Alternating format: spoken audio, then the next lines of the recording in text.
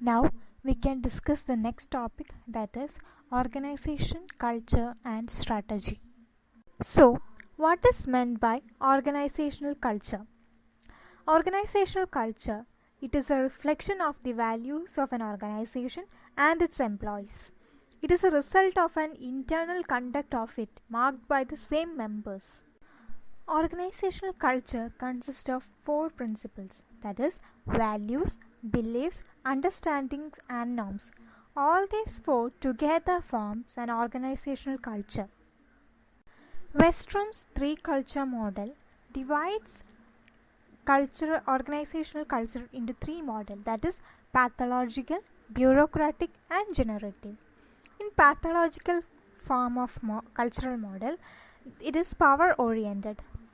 In bureaucratic, it is rule oriented, and in generative, it focuses on performance orientation. Now we can see how these three models of organization process information. Pathological, it has low cooperation. Bureaucratic have modest cooperation, and generative have high cooperation. In pathological, novelty is crushed. Bureaucratic, novelty problems, and in generative, novelty is implemented.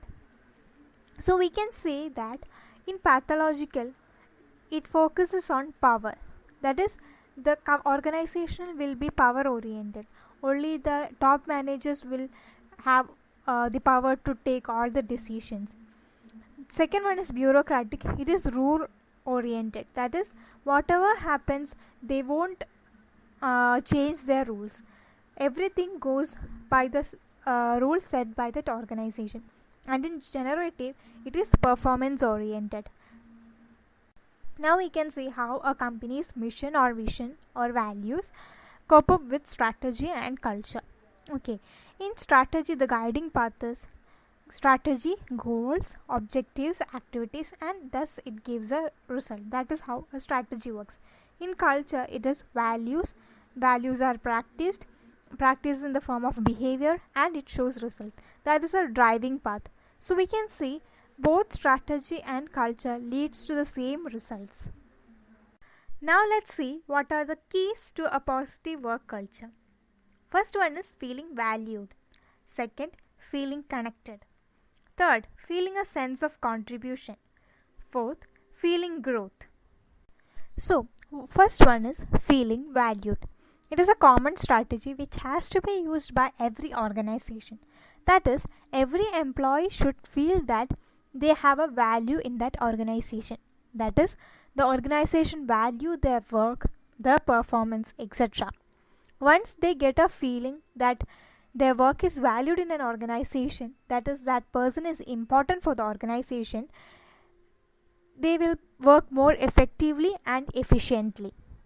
The second strategy to be used is feeling connected. That is, every employee should feel connected with the business, should feel connected with other employees. That is, every organization should have some happy hours.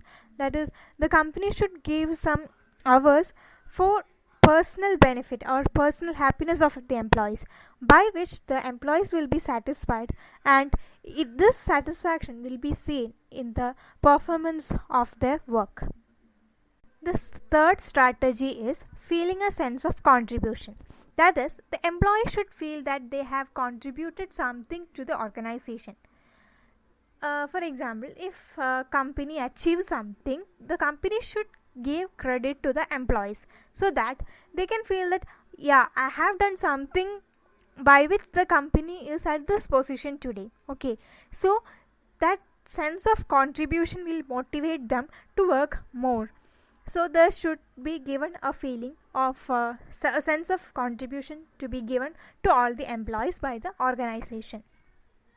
Fourth strategy is feeling growth. Every employee should feel that their career is growing with the company.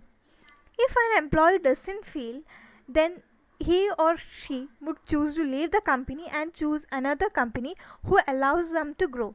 So every company should focus that along with the improvement in performance of the company, they should see that the employees also have that same growth. That is, every company should allow employees to grow along with the company.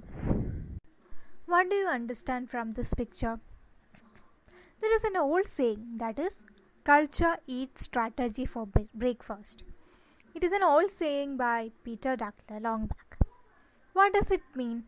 It means that whatever strategy the company makes, it will be related with the culture. That is, people will of that organization accept that strategy according to the culture of their organization.